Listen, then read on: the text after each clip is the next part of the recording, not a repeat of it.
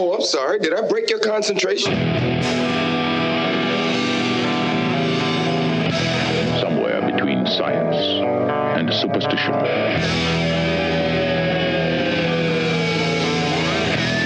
We have such sights to show you.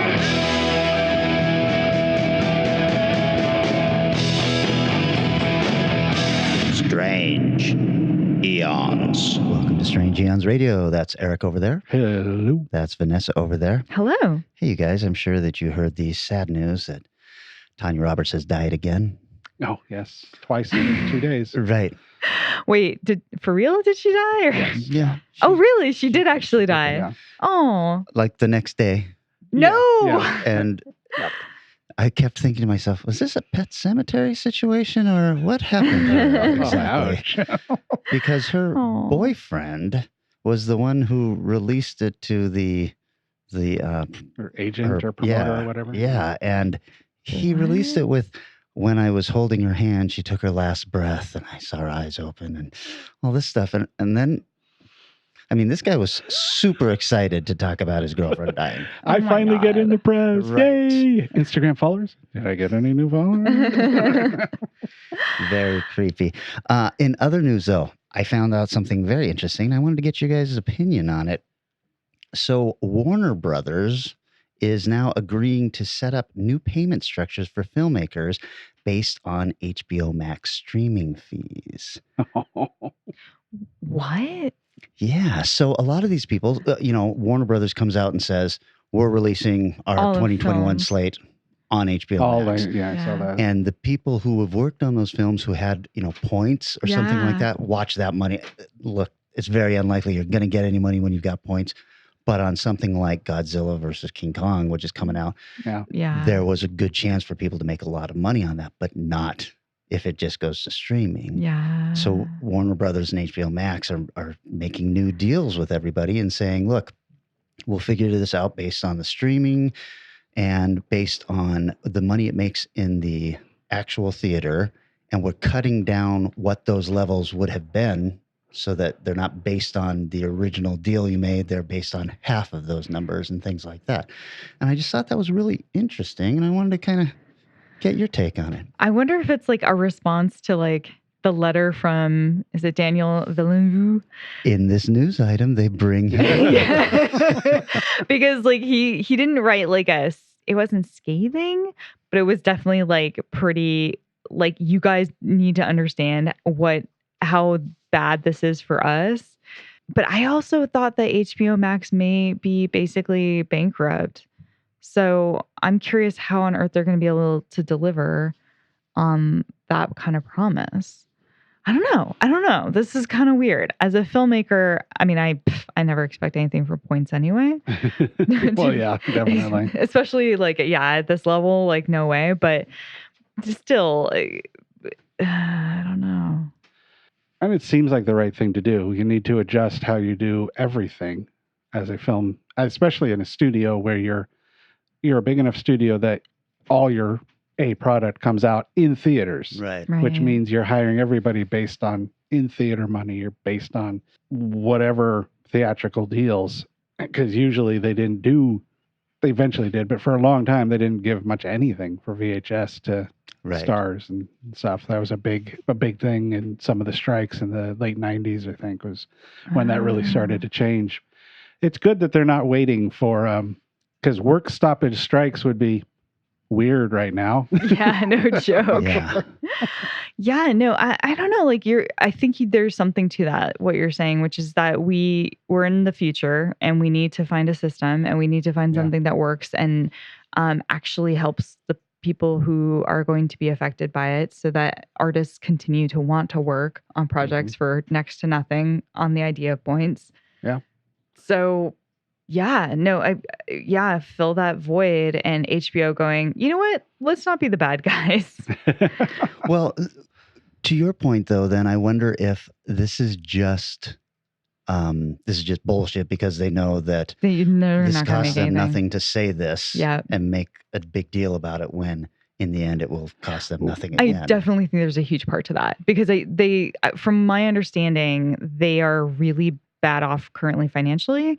And that's part of the reason why they did this was to try and get more subscribers because they were banking so hard on that and failing so miserably. So I think it is really easy to say, well, whatever the new subscribership's going to be, all 15 of you. Like, I'm going to say, man, if you are a streaming service and you bankrupt yourself this year or in 2020, you're definitely figured something really wrong, unless Yeah. HBO had some kind of weird It was deal before- that they got money from theaters. it was before COVID. So I think it was Oh. carrying their debt into this situation. Mhm. So that's my rough understanding. And didn't AT&T buy HBO, which is why John Oliver makes fun of it all the time? Yes. Yeah. Yeah. So I don't know. Maybe they're just swimming off of AT&T money to survive. That's pretty good money. Yeah. I mean, and some of it depends. Is HBO Max are they YouTube level money where people are making significantly good careers? If you're huge, I mean, you got to have millions of views, but you can make millions of But dollars they have on YouTube. ads. Or is it going to be like Spotify, where it's like, I had 1 million listens and here's your nickel? Yep. I think it's got to be that. Yeah, so it depends on. It's always in the details. You know. Yeah. Yeah, I just thought it was interesting and worth bringing up. Yeah. Oh. No, and in case anybody out there doesn't realize, when you put your film onto streaming, you're basically saying goodbye to any potential profit. Like with Prospect, it took us forever to go on streaming. And the other film that I just finished up, even though we're in COVID times, they are doing their best not to go straight to streaming, because it's basically saying, okay, I give up. No more money is going to come in. Like, you get nothing. Yeah. Like, you get viewership, you get people knowing who you are. And it's very exciting to tell your friends and family, my movie's on Netflix. Yeah, you can go watch it in your own home. Look But- at me. Yeah. And then send me $1. Please, because they won't. I did think you saying that then reminded me that part of this news thing was that Legendary tried to make a deal with Netflix for Godzilla vs. Kong for $225, and Warner, who is co-partner on it, they swooped in and said, no, and now Warner and Legendary are making this deal for it to go right to HBO Max, I guess. So I guess HBO Max is probably going to become the place where blockbuster films are coming out. Right. Yeah. So we'll go there and I guess Disney to see these products. And then we'll go to Netflix and whatever the other ones are. Amazon, Netflix, Hulu. Yeah, to watch the like smaller, projects. Yeah. And who owns what? I mean, Disney technically owns Hulu because they own ABC. Right. So, I mean, right.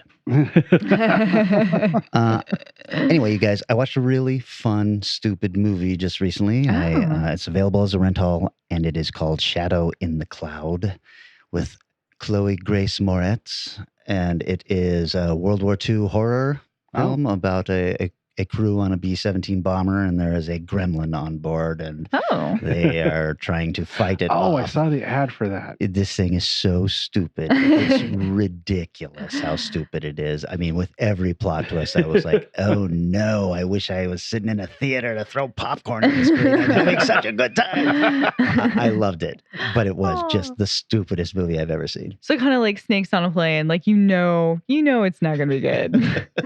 The trailer looked like it might sit closer to a really good big budget B movie. Yes. Sounds like it didn't even quite hit that. No, I mean, when I say it's stupid, please know that I'm saying it with love it. affection. I had such a good time with it, and I really wish I could have seen it in the theater because it is a spectacle. But story-wise, it's stupid. One thing you should know, written by Max Landis. So okay. No. if you feel like you want to pirate this movie, Yeah, I don't I feel need like that's Max fine. Landis to have money, to be honest. I have not enjoyed a single Max Landis joint. Oh, wait, no, I take that back. Chronicle.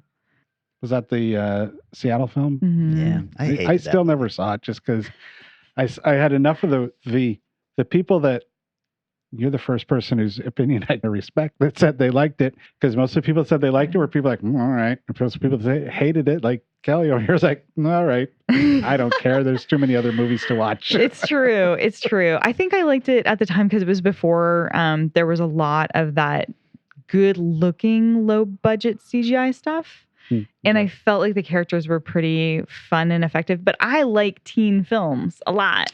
That's So- true. Had you been hit in the head with a hammer just before you saw it? No, I can't say how sleepy or awake I was, but Okay. no hammers were involved. All right. No, but I also love disaster films, and I also love spectacle and, superhero and all that stuff being mixed together. And they're flying around freaking the Space Needle. And I was like, yeah, Space Well, isn't Needle. it also a found footage style Yes, thing, which I also you hate like. and you don't mind? So. Right. Yeah. Yeah. Well, I would say that you would probably both like Shadow in the Cloud, but you would also both be going, this is so ridiculous. Nice. Maybe I'll put it lower down on the list. Well, I just finished watching Castle Rock season 1.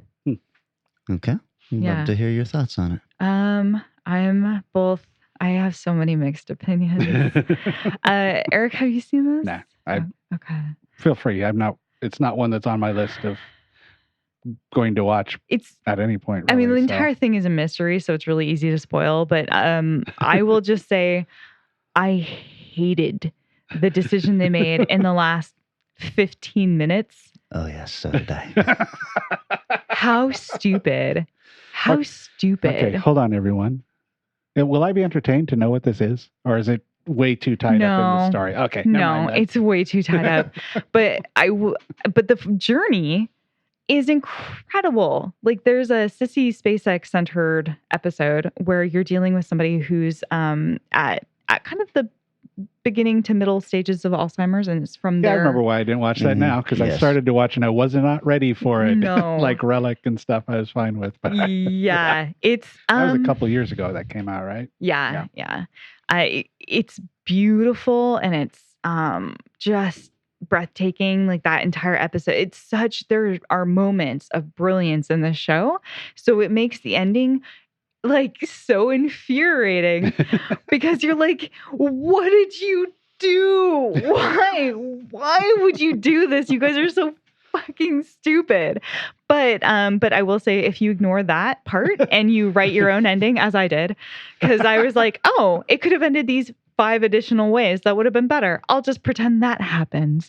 Then Is there I was a all right with season it. 2? Yes. But it's like American Horror Story, though. Oh, okay. Like, so That's it's a so- different story. I get it. Castle Rock. Yeah. Sure. So it completes that particular journey. I just thought it was a real wasted opportunity. And I don't know what was in the details of the deal they made, who they could or couldn't use from King's Universe, that kind of stuff. Right. But I thought there was a real opportunity to do something cool. And I would have, that episode 7 that you're talking about was maybe the best hour of television ever shot. Yeah. I hated just about everything that came after that. Yeah. Yeah. And It then- was confusing, and they did too good of a job bringing us in a direction they, I guess, regretted / didn't want to. I don't know. I got very frustrated. And then at the very end, when the thinny between worlds is happening, I would have probably forgiven everything if I had gotten a glimpse of the Dark Tower or something like that. I would have Right. been like, because that's where I thought they were going. Oh, and sure. then they didn't. And I was like, oh, They do make a reference to the Dark Tower at some earlier point, too. So I think they would have been able to. I think they had a ton of opportunities. I honestly, if they had ended the entire show right there, I would have been happier. Just don't give me any ending. I don't care. Sure. Just give up. Just walk away. Put it down. Put down the pen and turn your back and leave the room. I would have been thrilled in comparison to what they decided to do, which is unbelievably frustrating and just anticlimactic as well. All right. Yeah. I'll just keep that off the queue as it has been. I want one that is opening up promising. I hope it doesn't quite go to that ending, but I think Rick had mentioned this one. You had like 30 coins. 30 coins. Hmm. Yeah. HBO. Craig also had mentioned that to us. That's right. Yeah. And that looks, I mean, it's Have you watched promising. any of it yet? I've watched the first 2 episodes. First 2 episodes that are out. What's the basic idea of it? Religions, problems, exorcist styles, demons, Okay. priests. Yeah. What year are we talking? Is it It's modern? Spanish. I don't know. But it's Could be- it's current. seems Oh, okay. current, It's yeah. present Gotcha. day. All right. I feel like Yeah, I'm because there. he's talking about problems on Twitter or Right. something like that. And things, because he's one of the main characters is a mayor. Okay. And the guy who plays the priest Yeah. is awesome. He's great. Jesus, man. It kind of looked like he was in a rough spot there. I think it was in the episode of going, do not kill this character off, man. Good God, no. But Well, there were enough hints, like just a couple of hints in that first episode that I was thinking, I don't think anybody comes out of this alive. oh, yeah, just as long as there's there for a little while. Right. Because it feels like a movie or a show that, if it keeps going where it is, can be a lot of fun and really entertaining. But man, they could take some really dumb turns, and it could really, really get bad. It's got a the main premise is the 30 coins are the 30 pieces of silver that Judas was paid to betray Christ. Okay. And these people are hunting down each of these coins. And of course, it almost feels like it's going to be a little monster of the week, in that each Yeah. of these coins has a story that's surrounding it and the person who has it right now, Mhm. and bad Yeah. things are happening. But it also doesn't feel like it's just Christianity we're dealing with. No, It feels yeah. like we're dealing with Ooh, other I gods, like that. Lovecraftian things. Yeah, that's great. that baby. Yes. Add in more. Add in and more. It's HBO, so sorry to the people that like everything dumped. It's just one a week. It comes out on Mondays, I think I saw. Mm. So only 2 episodes behind at this point. So Oh, okay. Well, I don't know. Although Sounds the interesting. first episode is a frigging feature length almost. It's like 72 minutes, I Yeah. think. Whoa. Yeah. Yeah, good stuff. Also on HBO Max, I found a show called Warrior that started out on Cinemax. I think is this the one with the girl? No, With the girl? Well, Yeah. there's girls in it. the girl with the sword. Is that a different one? Oh, you're thinking of Warrior Nun. yeah, there we Yeah, go. Yep. No, this is apparently based on Bruce Lee's original pitch to Mhm. Hollywood in like 1972 or something. And then they turned around and said, nobody wants to see Asians on TV, and made Kung Fu instead with a white actor. Yeah. But this was his pitch, and it is one of the consultants is his daughter, Bruce Lee's Oh. Oh, daughter. nice. And it is super stylistic. A lot of problems with the dialogue, in that it feels very current for something that's supposed to be taking Mm. place in like 1918 or something like that, I think is when Oh, it takes is it? place. Period. Yeah. What is it on again? It's on HBO Max. Okay. But So- it started out on Cinemax. 2 seasons on Oh, HBO Max, alright. and I think there's probably a new season on Cinemax. Is this Huh. one that's set in London? No, it Okay. is set in America with the Chinese who were slaves to work on the The railroads. railroad. Okay. Oh, cool. Okay. I've definitely just saw a trailer for this because I was looking at potential shows to begin now that I'm getting to the end. Well, this one is fun. I recommended it to a few people, and both of them got back to me and said, "Okay, I'm 10 minutes in, and this is my new favorite show. I guess I'm Nice. settling in for a marathon." Yeah, got to check that one out. That's awesome. Very, very cool. Well, Eric, I did actually take up your recommendation, and since you'd already talked about it, watched Relic. Oh, and I loved it. nice. Very good. Yeah, Very it cool. it was not what I expected, even based off of what Oh, you yeah. were saying about it. I don't know. I did not envision it went where it went, but it was really, really powerful Mhm. and extremely good at making complex ideas into visualized like realities. I Oh, guess. yeah. Yeah, definitely. Yeah. Good way of putting it. No, I'm like without saying anything about what happens. But yeah, no, really, really can't I can't recommend it highly enough. Wow. Well, I got to check that out now too, I Yeah. guess. Cool. I think so. It just jumped up about 20 degrees in here instantly.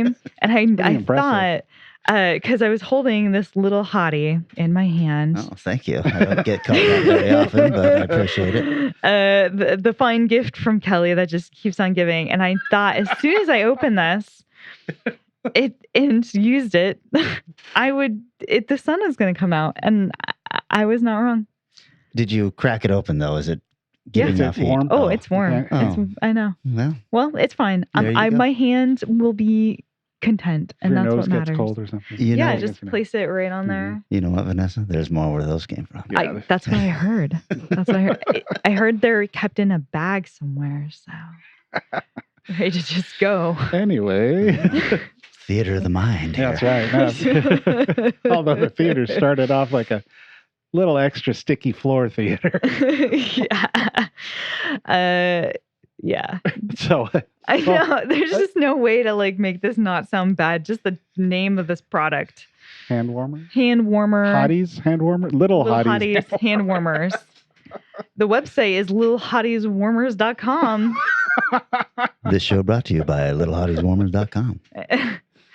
No odor, it says on the packaging. So there you go. Alrighty. Wow. Moving right along. Got another holdover for my 2020 marathon. Oh, yeah. One that, is not really in consideration, but some people might like. Open 24 hours. Have you seen this one? Not even heard of this No. one. Pretty sure it's on Shudder. If it's not Shudder, then it's Amazon, because I remember it's one of those ones that, if you enjoy blip, it's like, 2020 movie, let's check it out. Boy, it's almost a pretty good movie. It's the story of a woman whose serial killer husband has been captured and is in jail, and one of his big notorious things is he made her watch several of the murders. And so she also went to jail for a little while and got out and is now hallucinating that she's seeing him, still seeing him kill people. Or is she? Oh. So she takes a job. Okay, you're talking your typical movie. So you're an attractive young woman. I need a job. Where are you going to work? This fucking terrifying, open 24 hours, roadside, run-down convenience store. It's like, no, I'm not working there. And she's working the graveyard shift to boot. Times are tough, Eric. You take every job you get these days. And don't mess on the floor. I hear Target is hiring. I actually would, a graveyard shift in the middle of nowhere kind of store, as long as you had something behind the shelf, probably would be pretty good, because you know what? You're going to be just chilling Yeah. most of the time. Yep. But so she gets about 5 minutes of training, and then the guy leaves, and the story progresses from there. It's got pretty well done violence, and the story's good enough, which makes it a little frustrating. It's sort of like the Starry Eyes film with the woman in the cop shop. Oh, no, Last Shift or something like that. Last Shift, that's right. Yeah. I always get that one confused because those posters are really similar looking. Right. Which was pretty good, bordering on what could have been really good. And this is a similar film to this. So it's good. It's well worth watching. If somebody came up and said they loved it, I went, okay, cool. And if somebody came up and said they hated it, I can see that. But because the acting's good, the effects are good. There's just some really, really stupid decisions that are made. And it suffers a little bit from the hit them once and walk away moments, which I just think need to be removed from horror films now. You got to figure out a workaround to that, where as opposed to, hit him once with a shovel, now I'm going to go scream and cry and walk away. It's like, And put down the shovel no, you're immediately. not. Yes, exactly. Just lay it gently on top of the body and wrap the dead person's quote unquote hand around the handle, just so you know it's in safekeeping. That's right. I like in this situation, if this happened to Vanessa, the cops would show up and they'd be like, okay, so you hit him with the shovel and he was down, and then looks like you severed his head with the shovel too. I would absolutely do that. Wow. Okay. Yep. Because dang it. The number of times you watch somebody literally and unfortunately John Carpenter started this crap. Where he was like, oh yeah, I don't know if he started it, but he damn near perfected he it. perfected it. And he has a great quote unquote excuse of she just didn't even like what she was doing and just was so appalled that she threw it out of her own hands and she just couldn't handle the violence. Yeah, great. Well, now everybody thinks that's just normal. And once you have taken the serial killer or monster or whatever down, quote unquote, just go ahead and turn your back immediately, toss whatever happened to be in your hand at the time, and just have a little stroll away.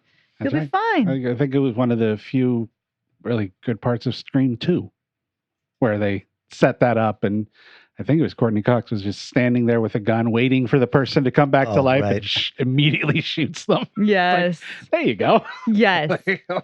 Exactly. Just play with the opposite end. Yes. The opposite end is great.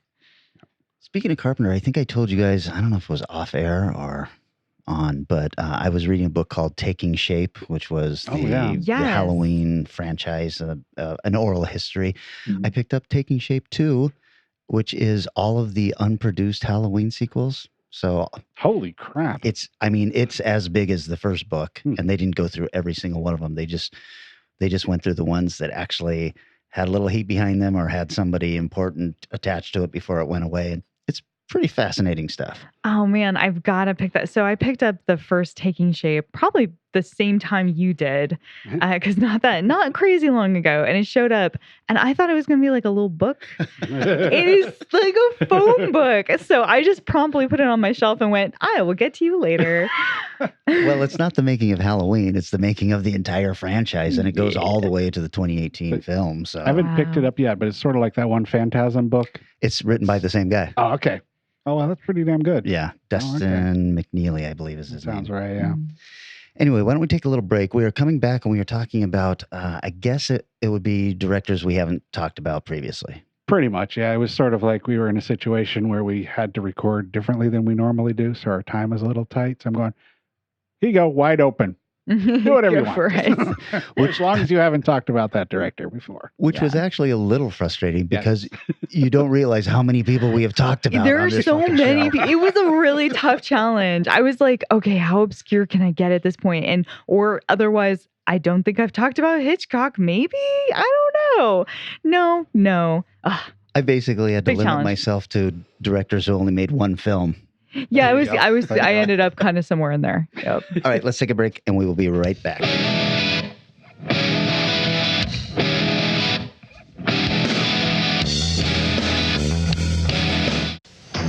Drive deep into the Lost World Jurassic Park and experience. The Lost World Jurassic Park from Matchbox. Watch out for hidden head butters at the Lost World Site B Fuel Depot. Or they'll headbutt your Matchbox Humvee. Break out to escape. Now to the Matchbox Site B garage. Go up the tower. Beware of raptors who attack from the ground. But your Matchbox 4x4 traps one. The Lost World Jurassic Park playsets and some die-cast vehicles sold separately from Matchbox.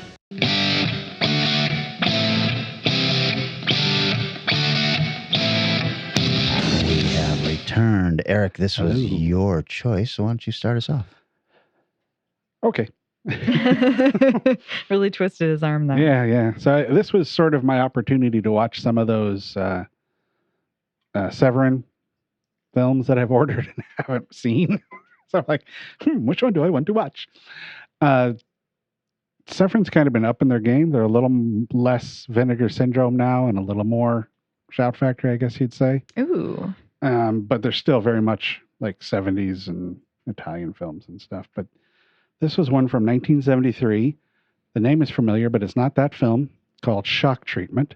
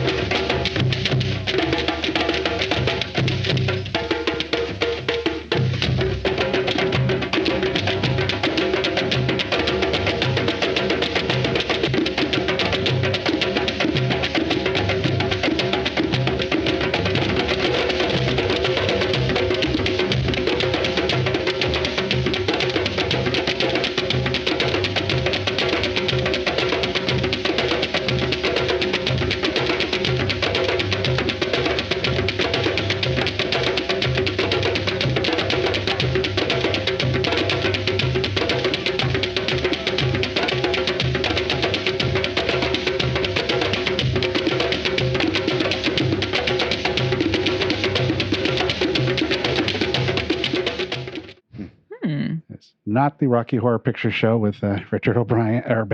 O'Brien. Who did his really rough sequel to Rocky Horror Picture Show. But of course, if you probably thought that, you probably knew it wasn't in 1973. Anyway, so there's no Rotten Tomato ratings on this. There's virtually nothing about budget other than a little bit about its release in France. This was directed by a guy I've never, seen anything from, and probably don't. He did a lot of French stuff, but Aeons, Jesua, seems right. But he did Frankenstein 90, Colors of the Devil, and The Dogs. Those are the only ones I kind of recognized. And he did the music with Renee Coring on this one. He was also the writer. Worked with Roger Curel, who did an adaptation. But they didn't say what adaptation was. I remember reading that note going, I should go look up what this book was, and then promptly forgot to do that. So, and Enrico Venzia, who has 107 writing credits. I recognize nothing because they were all in Italian or French. So, all right. It stars, ironically named, Alain Delon. So there's Allianz all over this studio. Day and Night. He was in Day and Night, 101 Nights. He's actually, as I was researching this, I found out this was, at the time it came out, a very famous group of French actors. They were very popular. So, and Annie Girardot, who's in Cachet, which fairly recent film. I think it was might have been a Lovecraft festival film. Oh, that sounds familiar now. Yeah. Okay. And the piano teacher and the 1995 version of Les Mis, because Les Mis is to the French like Doctor Who is to the UK actors. Every year there's a new one. That's right. Somebody's got to be in them. And Robert Hirsch. It's a French-Italian production with French and Portuguese spoken languages. The basic idea is if you're aware of the 70s in any way culturally, the 70s were full of extreme versions of yoga type people and people looking at essential oils and stuff. And they would this was a very expensive clinic where people went for cleansings of the body. Sure, get your biorhythm in, Jack. Exactly. Yeah. All that was huge in the 70s. I mean, like people would lock themselves in hotel ballrooms for like days and not do bathroom breaks. It was some weird shit went on. I'm sure that's nothing weird goes on now, but you know what I mean. So it appears in a lot of movies, and this looks like a 70s sci-fi movie, except instead of wearing like jumpsuits, they're wearing robes. But everybody's got a uniform, and everything's chromy and white, and everything's bright and shiny. Opens with a kind of a neat little weird folk song that I'm like, this sucks, but I kind of love it. It runs through the very long opening credits. And she gets to the clinic, and it seems nice. Everything. They go to the first dinner, and she's eating with her friend, and he cuts into it. And she's like, what the hell is this? Oh, these are seaweed steaks. It's part of the treatment. Oh, brick of salt. slimy salt. I'll take mine well done, please. Yeah, please. Make it crispy.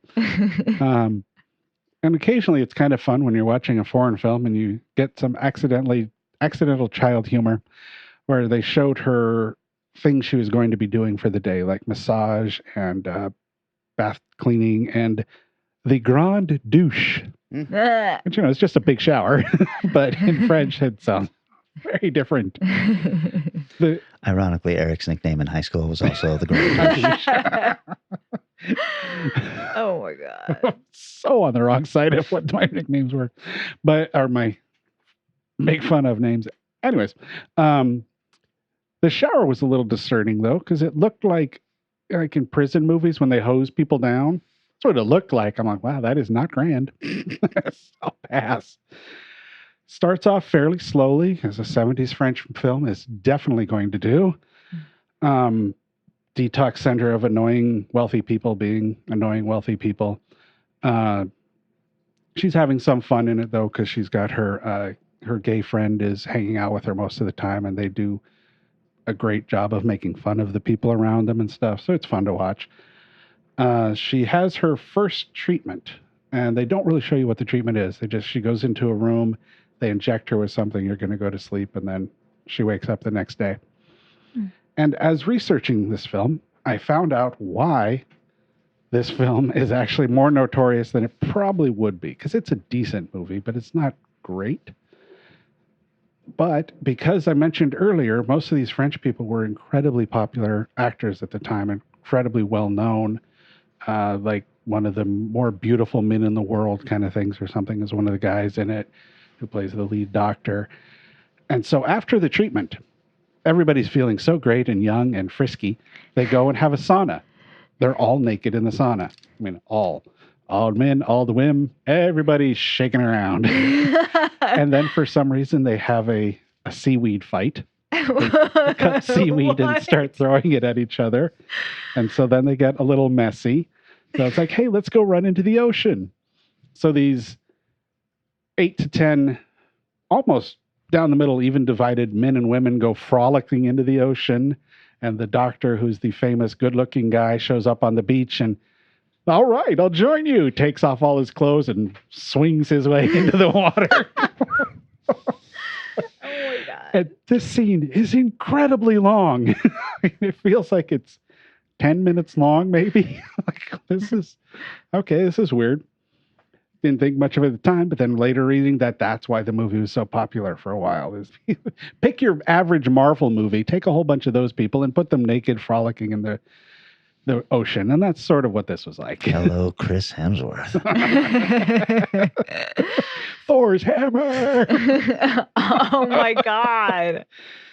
And then it cuts away to this scene of, I'm not a particularly big fan of lobster, but okay, fine, it's popular. But it's this shot of people. Have you ever cracked open a lobster or crab and there's kind of that off-colored green stuff? It was a super close-up of somebody cracking open a lobster, and that's what it all looked like. I'm going, oh, is that supposed to be good? What is this? Is this like cutting into the overly bloody steak? Or is this, oh, we're still great rich people having a good meal? I think it's supposed to be the latter by the way the rest of the scene goes. But man, that was like, oh.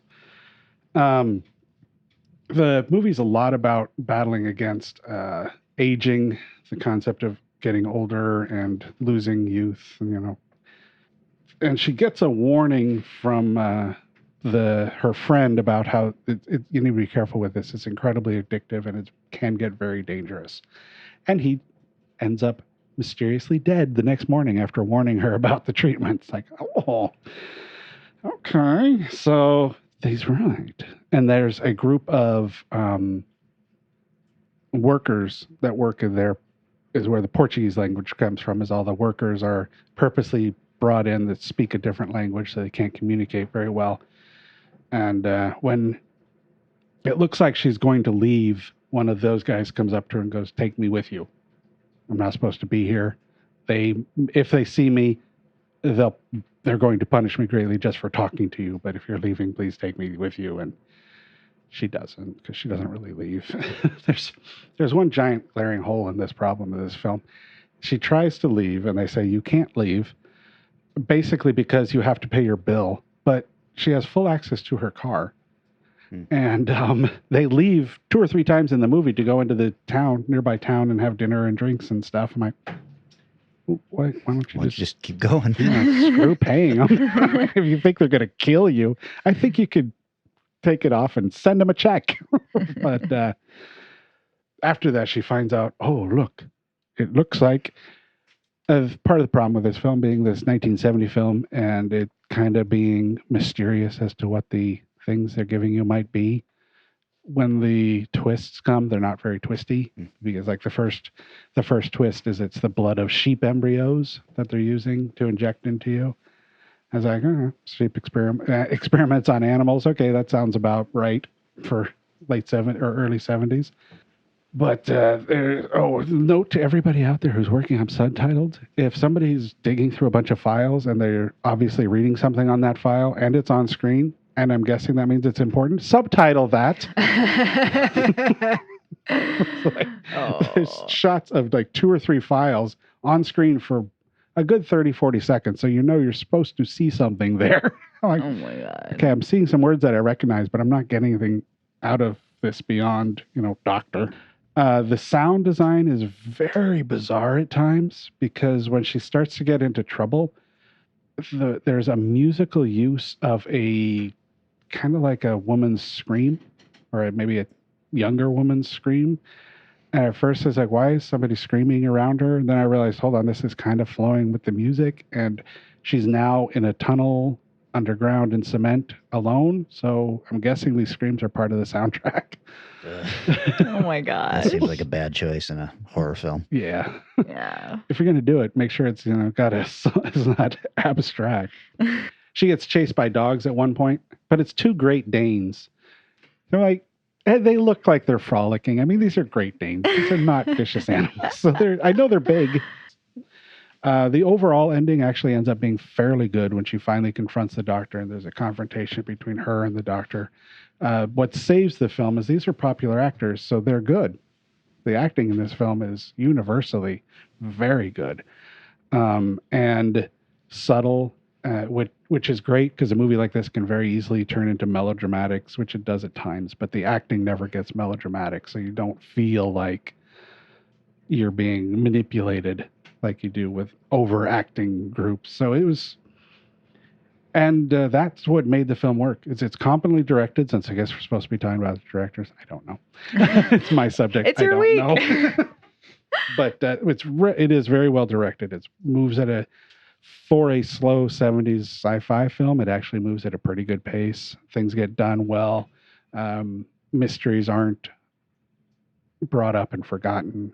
And the right people are assholes and the right people are nice. It works. It's a good film. But so I think it's good. I was at the time in a grumpy, crappy place watching this. I don't know if I can even talk about this stupid movie. Then I thought about it later. I was going, all right, okay, hold on. This was better than I gave it credit for. Some trivia notes. In the UK, it was released as Doctor in the Nude. Oh boy. They didn't even play around. They're just like, guess what you're getting in this tin. That's why you want to watch this one.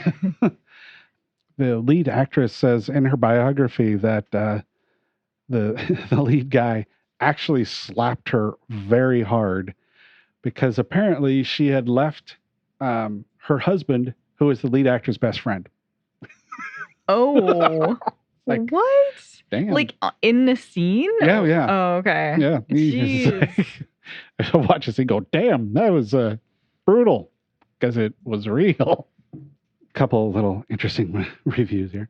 Time Out wrote, Joshua, how do you say his name? Handles his mixture of suspense and satire with assurance, drawing fine performances from Godot. Confused and finally uncertain of her sanity, which actually she does very well. I like that in movies when you've got an actor who's performing, who's losing their mind, and as you're watching it, you're kind of going, am I understanding this at all? And she's very good at that. A neat cautionary tale on human vanity, come fable about hypocrisy. And it's good.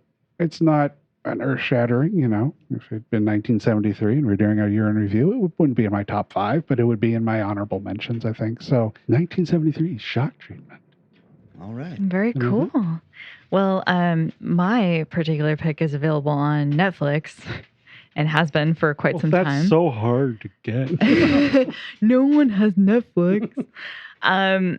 So since we're going with directors that we hadn't really talked about before, I had like a list of people I was trying to like go through and figure out who was interesting to talk about, and because I thought might as well actually talk about the director, but I'm crazy, so Yeah. What are you gonna do?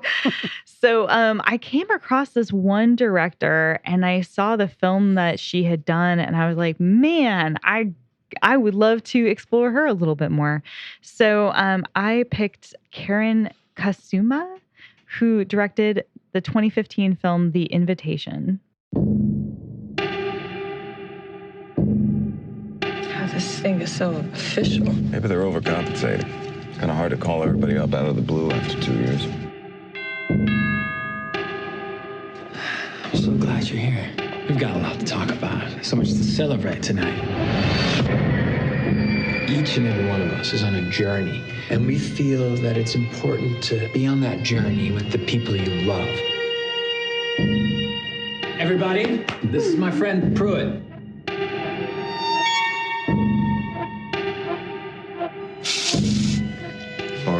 windows in them. Security.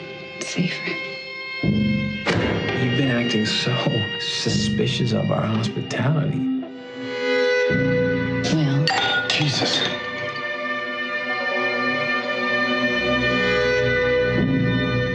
has he been like this a lot? So agitated? How has he been handling things? He can be self-destructive. I think he's doing the best he can. Something doesn't feel safe here. We don't see you for 2 years, and then all of a sudden, we get invited to this lavish dinner. Don't tell me that this is normal. What do you think is happening, Will? This beautiful moment is upon us. Tonight is the night our faith is made real. What is happening?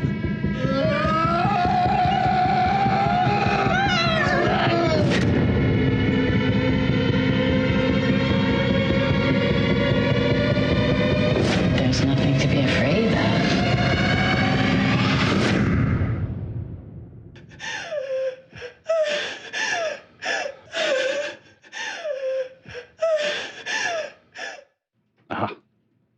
Excellent film.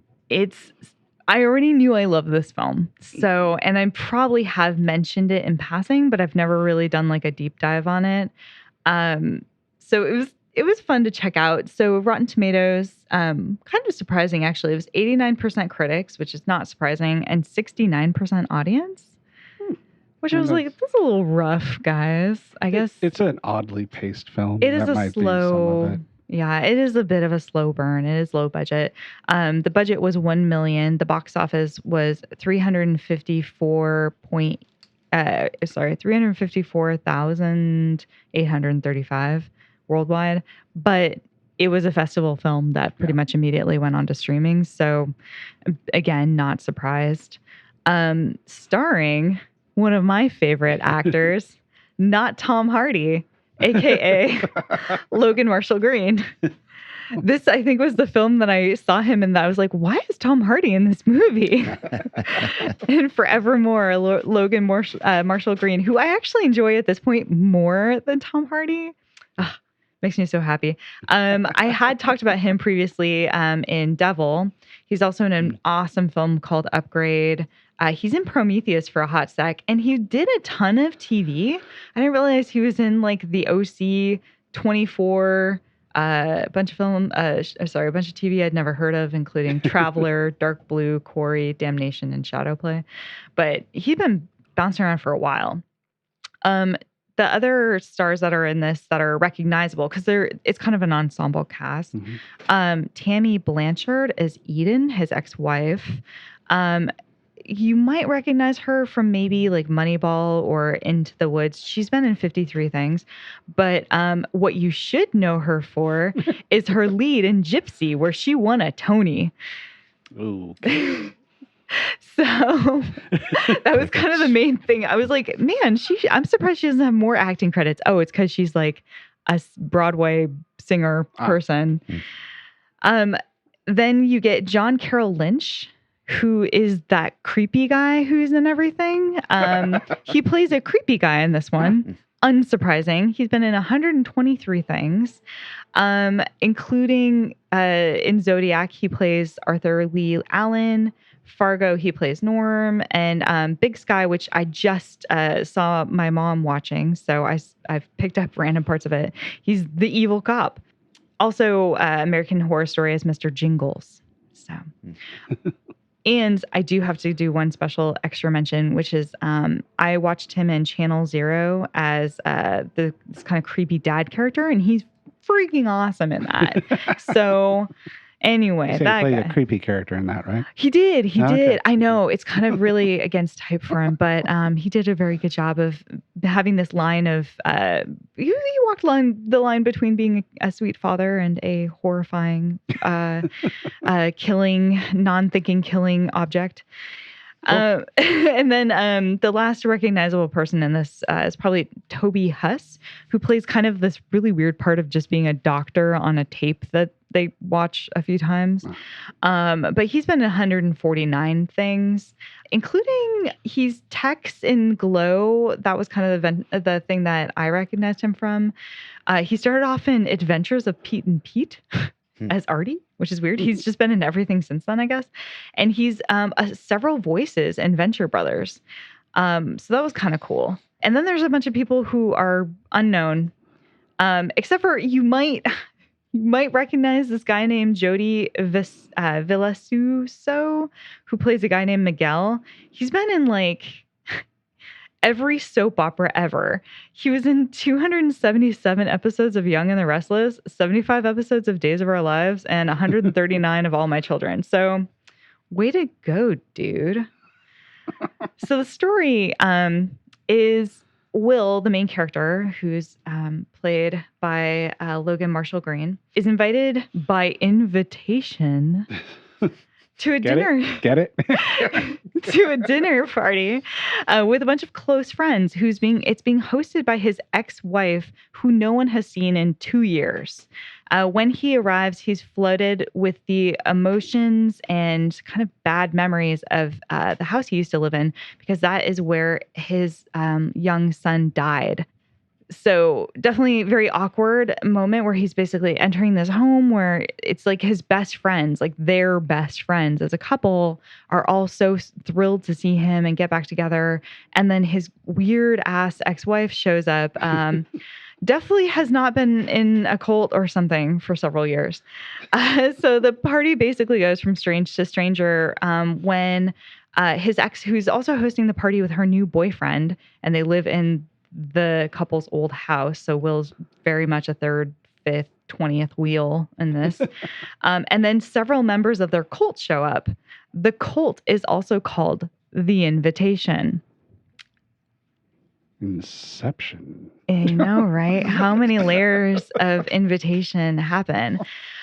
So basically, as the film progresses, you're kind of going in and out of these sort of memories that Will has of his son and the breakup of him and his wife.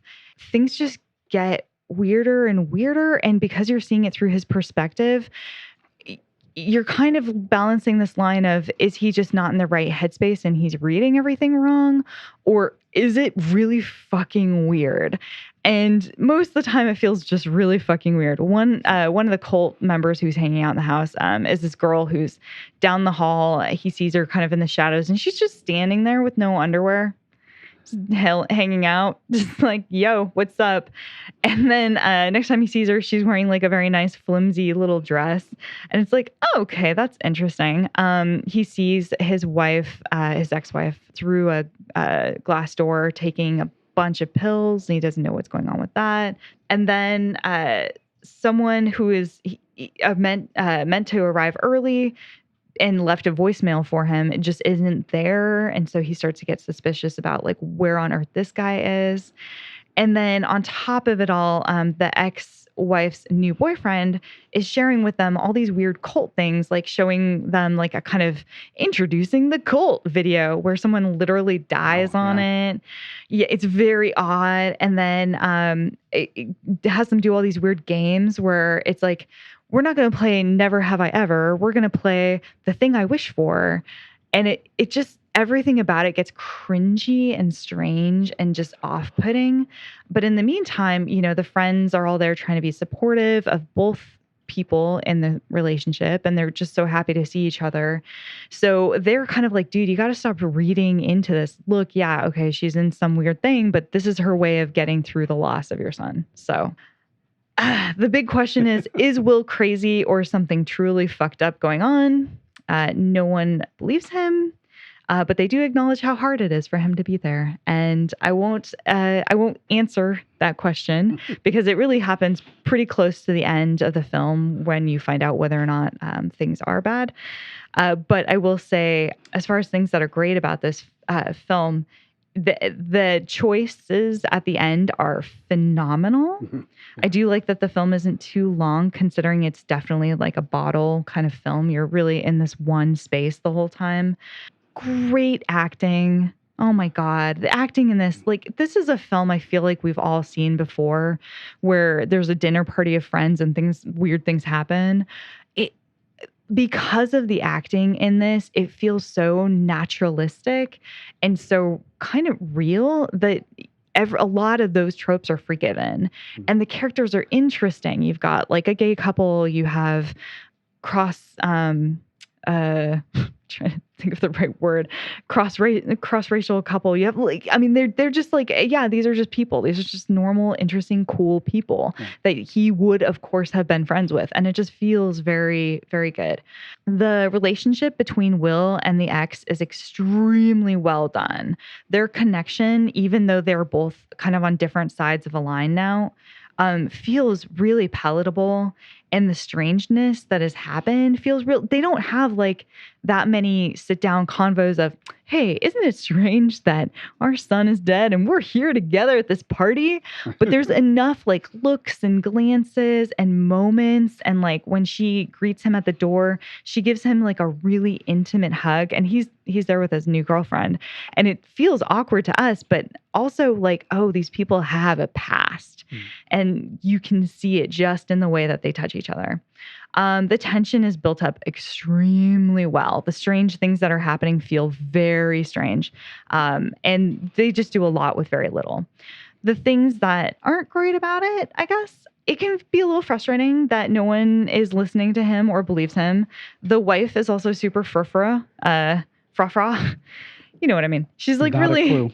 it's like the culty, like, oh, we're feeling the earth and like, we're all going to eat this organic food. And Okay. Gotcha. yeah, that kind of stuff. That is a little irritating. The cult crap is kind of irritating.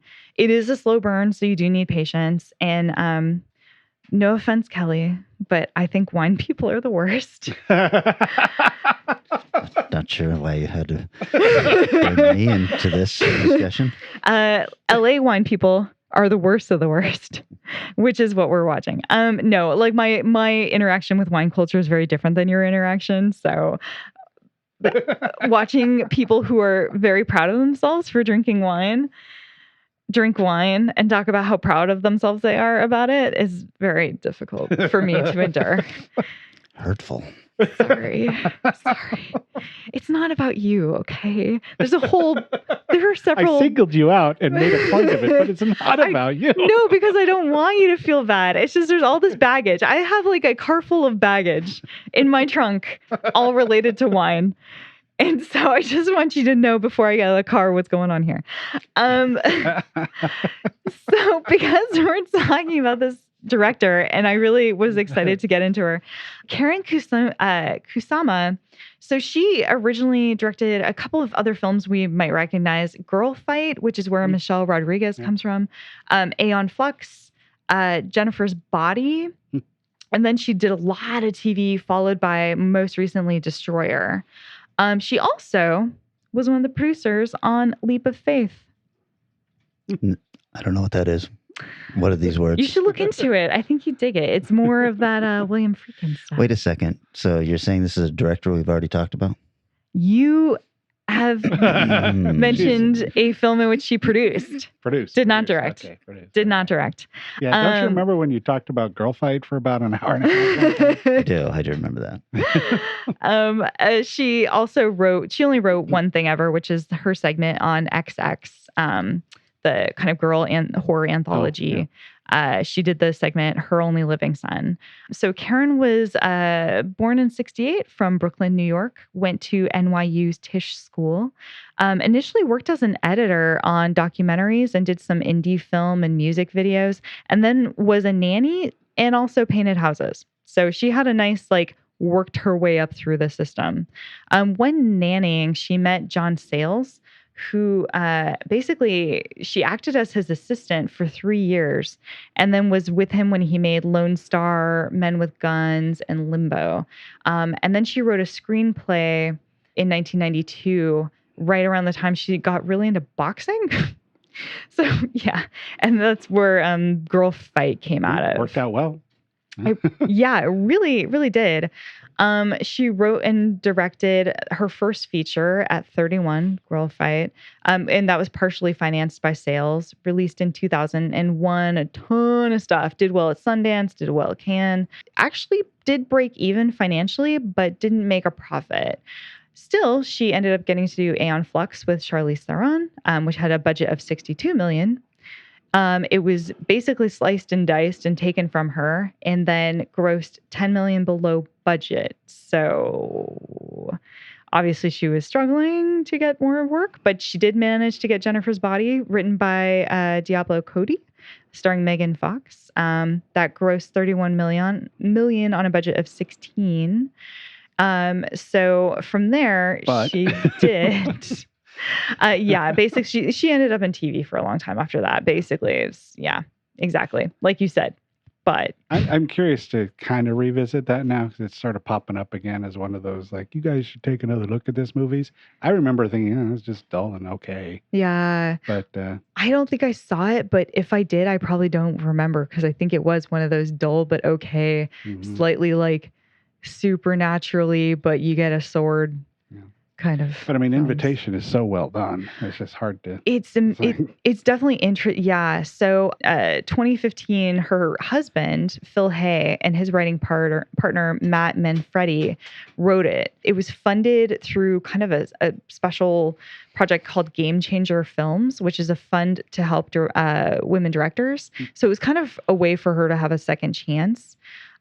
So this film premiered in 2015 at South by, and then it was released by Draft House. And it actually, it won some pretty good stuff. It got the Critics Award at Nachtel International Film Fest and Best of Sitges, and the Golden Octopus at Strasbourg Euro Fantastic Film Fest.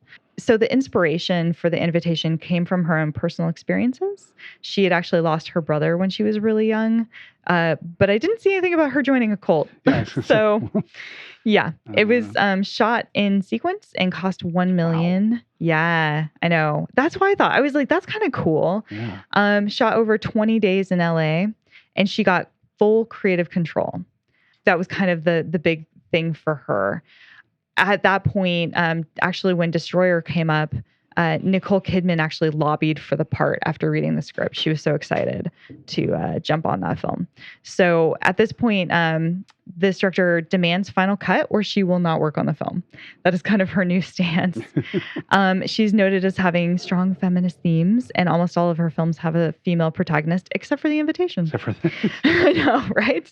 And she likes flawed and ambiguous characters. She also, just a couple of fun quotes from her to wrap this up. She said, I revisit Roman Polanski's Rosemary's Baby at least every year. That film is endlessly watchable, funny, scary, and a sly feminist fable about the pitfalls of patriarchy. And she said, I think Tobe Hooper's The Texas Chainsaw Massacre is one of the greatest art films of all time. So she's definitely a fan of the genre, and I'm hoping that, we see more of her in the future. Well, all right. I think Vanessa took up all my time too. So that's the episode for today. Oh my God. I'm sorry. I felt it as I was doing it too. I tried to be so short in the front half, and then I did too much research. I'm sorry, guys. Just going to open some wine here. Too much. Oh. Hey, wine dude, in a can. Let's party. Oh my God. That is wine. That is wine. It's definitely wine, guys. I'm sure. Is there nice bubbles in that wine? All right, guys. Well, let me just say this. I chose poorly. Oh, did you? Oh, no. I chose from 1991 or 1989, depending on who you're asking. Oh, okay. Popcorn.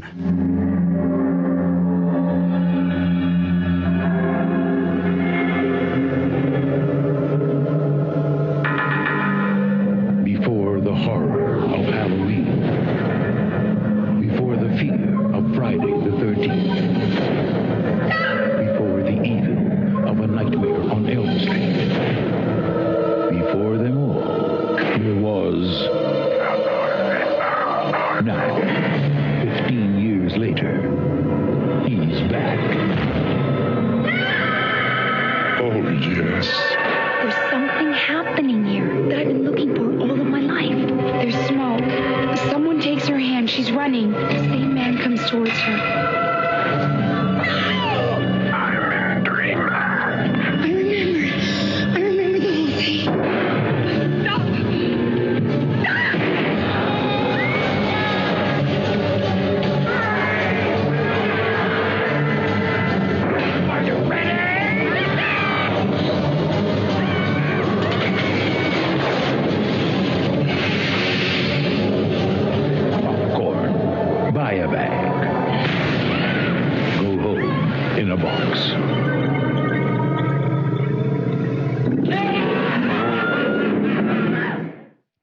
Okay. I could I've never find seen this. no This one. budget. The box office was 4 million-ish. Rotten Tomatoes critics have it at 37%. The audience has it at 41%. It was directed by Mark Harrier, who nothing really to speak of before Okay. since this, except that he is an actor. Oh. And he has been in Porky's Revenge, Freddy's Nightmares, a ton of other things, but most recently a recurring role on the Bosch TV series that's on Amazon. Good show. It was written by Alan Ormsby, who wrote My Bodyguard, the Cat People remake, and all of the Substitute movies. And it stars Jill Schoelen, who was the daughter in The Stepfather. She was also in Curse 2 and When a Stranger Calls Back. Tom Villard, who was in Parasite, Grease 2, and One Crazy Summer. And Dee Wallace, who is pretty much genre royalty. 253 credits, including The Howling, E.T., Cujo, and Critters. I thought this movie was something else when I picked it. Okay. And if one of the listeners can help me out, this sounds like something Joe Sherlock would know. I was looking for a film where a film festival happens, if I remember correctly, and then like some kind of monster comes out of the films and attacks all the people watching the films. And this would have been a late 80s, early 90s film. I think that's what happened, and I thought that's what this was. I mean, not demons. Not demons. Not, yeah. This one starts off with this nightmare sequence, and our lead wakes up, and she tells her mom that she's having these nightmares about this man who's trying to kill her and all this. She is a indie film student at a little college, and she's preparing a script. The film teacher, he is going to allow the kids, they've worked out this deal with this old theater called the Dreamland that had been destroyed by fire early before, and they're going to show their films, the student films there. So they're putting on like a little film festival in their own film. But while they're preparing all this, the theater and everything, they find this film in there called Position, which is about a guy named Lanyard Gates, who was he was insane, maybe a little bit of a mad scientist, although they never come back to that. He just seems more like a culty kind of guy. And he recorded this film, which is his attempt to sacrifice this person. And they're going to they see this and they're like, oh my God, we got to make this part of the festival. It's amazing. From there, a lot of shit happens that I didn't quite get. There's a real nightmare dream logic to this that I was like, is this a movie I thought it was, or isn't it? Because there are scenes that felt like I'm probably, mashing two films together or something and trying to find this. There's this crazy mosquito monster up in the rafters that is part of the film festival thing that they're going to be using, kind of like in a castle, William Castle kind of thing. The film teacher is killed by this mosquito thing. It's stabbed through him, all that. But then the next thing we see is that guy, the teacher, who goes and kills one of the students. And then the next thing we see is that student who goes and kills a different student. And you're sitting here going, what is actually going on here? And, oh boy. It turns out that one of the students is actually the guy who made the film and died in the fire earlier, with amazing Hollywood effects masks on him to cover his burned skin. And so that as he's killing these people, he's making these prosthetics that he can then wear to kill the next person. And it's wow. Just like, oh, wow. He is the greatest makeup artist ever. Yes. This is really, really stupid. I was so unhappy. Is this a Vinegar Syndrome film? Well, it's, I don't know, but it's on Amazon. Oh, okay. Yeah, I think I looked at buying this in their big sale and came very close. So now I'm glad I didn't. Visually, as far as poster-wise, I always get this confused with Fade to Black. Oh, no, that's what I'm thinking of, Fade to Black. Oh, yeah. Fade to Black is a good movie. Okay. Fade to Gotcha. Black is good. But not popcorn. So then they show the movie Possession, which was his attempt to sacrifice somebody. Now he's got the main girl, Maggie, and he's going to sacrifice her like simulcast with this film that he's broadcasting. Facebook Live. Yeah. And I mean, I will spoil this because it's shit. The big, huge mosquito thing comes off the rafters and plummets and kills him, and the audience goes crazy because they think they've just watched this great live action thing while this film was playing behind it. So none of them realized that this was what it was. You know, I had a similar, as you guys know, this week was kind of a mess. If it had been an average week, I might have taken the film I watched and done a different one as well. I mean, I liked it definitely more than you liked yours, but after I was done, it's like, fuck, I should have done The Hitcher. Oh, yeah. Well, that's just it. We were on kind of a crunch. And I was like, okay. Anyway, there is a little bit of trivia here that's kind of interesting in that this was obviously a troubled production and nobody was really happy with it. Such a box office disappointment in the US that in many markets, and I don't even know if people remember that there used to be these kind of theaters, it bypassed first run theaters and went right to the second run theaters. And there were these little dollar theaters that you could go and see a movie that had come out 6 months earlier and it finally made it to the dollar cinema. Yep. Well, this one would premiere at dollar cinemas. That's how bad it was doing. The title Popcorn was linked to an element in the story, but this element was removed before the final cut. Beautiful. The producers and distributor liked the title, so it was kept. Wow. Popcorn movie, at least you can shoehorn that in, I guess. Yeah, and finally, while the film flopped in cinemas, it has since become a classic among horror fans. I mean, I'd like to meet those horror fans. Largely due to its homage to William Castle, who is known for creating theater gags, such as the ones depicted in Popcorn. Just watch Matinee instead if you want to reminisce about William Castle. Yeah, this is one of those movies that it was shot in Jamaica, and weird.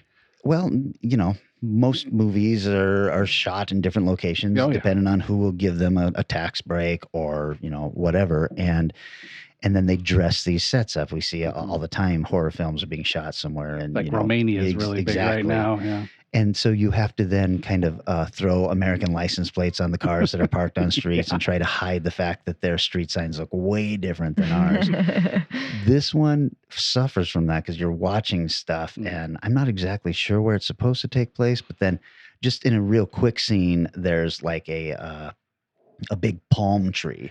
Sure. And you're like, where the fuck is this? I thought this was supposed to be Chicago, and I suppose there are probably palm trees somewhere in Chicago. But you wouldn't make it a point of showing it if you wanted people to think you were in Chicago. Yeah. So, that's my movie. I didn't love it, but I'm certainly glad that I got to listen to Vanessa talk. Oh my God. All about her movie. You know what? I did research and I wanted to. The impressive part about the invitation, though, about you're talking about it was that's a hard movie to talk about. Without. Because not a lot really happens per se. It's not like a plot movie. No. But, there's a lot of like looks and glances and emotions, and then the things happen that happen. And yet you still managed to talk really long and throw in an insult to me offhanded because I drink wine. I count that as a success, frankly. But bonus clink. Well, Vanessa wins the week. Oh God. Oof. I don't want to win this way. I drink wine because I'm an alcoholic. Okay, not because I'm a snob. That actually makes me feel much better. It's a different thing in the UK. Okay, that's all I'm gonna say. Women who drink wine in the UK, it's a different thing. Okay. Yeah, well, I guess there's no snobby wine drinkers in the U.S. I mean, I'm just going off of my. I'm going to keep you in this hole for a little while. Dang it! I don't know what it's like over here because I don't drink wine over here. What was that great line from who? Oh, why can't I think of his name? He played Snape in the Harry Potter movies, and he was in a movie that we saw at SIF. And he played the snobby British wine guy, and he was trying to explain to the California winemaker, He's like, you think I'm a snob because I'm British, but I'm not. Or was you think I'm a snob because I drink wine or something? And he's like, I'm not. I'm just British. Oh man, now Sounds about right. Well, now I'm trying to. everybody's think of everybody's movie. yelling at us right now because we can all see him. He was the hero in I your know. Truly Madly Deeply. He's movie. actually one of the people, because I always want to say Rowan Atkinson, which is not true. No. You used a spoon because it would hurt more. All right, guys. I think Oh, I've got the God. next choice, Yes. and I'm going to make it work. Wait a second. Do I have the next choice? No, you have the No, next I choice. have the next Vanessa. choice. Fuck. Why are you stealing it from me? You cannot damn make it. it work. Okay, well, Wait until I let get- me tell you what we're gonna do next week, since you don't know. We're gonna do Me, Myself, and I, where you can explore the multifaceted version of a singular person. So maybe they have split personalities. Maybe they have Alan broken to Rickman. multiple people. Alan Yeah, there we Rickman. go. Alan Rickman. Thank you for doing that, because otherwise everyone would have murdered us. Oh, they probably already have. Edit all that out and just Tune out. Just put that word in and then have me continue talking. It'd be great. But yeah, so you can go about this a lot of ways. You can do like a Dr. Jekyll and Mr. Hyde. You can all kinds of ways. You could even do Possessor, like two people fighting for one consciousness. But yeah, so it's a wide open plane. This is actually a great topic, Yeah. and it's weird that it took us this long to get to it. I'm also surprised Yeah. it was available as a topic to choose. So yay! Well done. All right. Well, thanks to everybody for the kind words as usual. We're coming into 2021 hot, as evidenced by Vanessa's mean-spirited tirade today. I'm feeling feisty. We appreciate all of you so much. I appreciate the two of you coming up here as usual. One of you a lot more than the other. And It's next fine. week, I get it. Okay. we'll be talking about Me, Myself, and I. See ya. Bye. Our show is recorded somewhere high above Naval Station Everett at the nexus of all realities and is engineered and produced by Eric Morgret. Our theme music is Strange Aeons Part 1 by the band Nightshade and is used with permission. Find Strange Aeons Radio on Facebook, Twitter, and Instagram, and wherever fine